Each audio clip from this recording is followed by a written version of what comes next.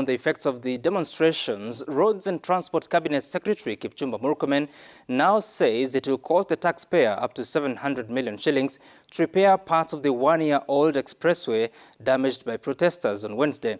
Murkomen spoke while inspecting the extent of damages, saying that 3 train stations of the old commuter rail were also vandalized in the demonstrations. The CS says so far 50 people have been arrested and that organizers of the demonstrations will be held culpable and required to compensate the government for the repair costs it will pay. Faisal Ahmed reports.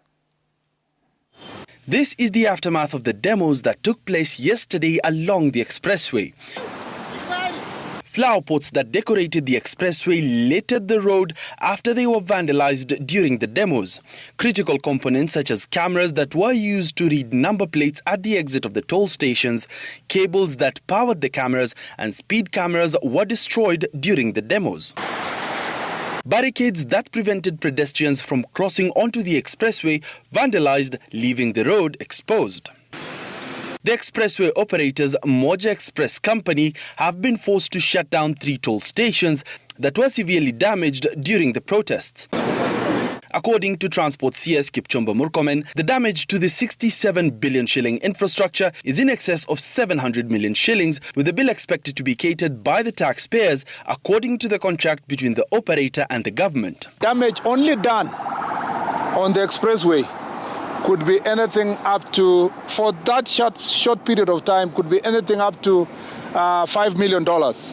And if it reaches that level, in one infrastructure, I'm not talking about the railway, the 4 railway stations, then you know, under the agreement with the Moja Express and the people who are running this infrastructure, it's the same taxpayer. We are being told that we want to reduce the cost of living, who within 28 days must pay.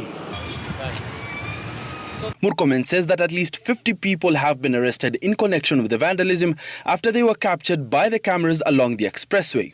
The minister also stated that all of those culpable will bear the burden of paying for the damages and will reimburse the exchequer for the amount paid. We will make sure that all those who organized this mass action yesterday and this targeted attack are going to personally pay.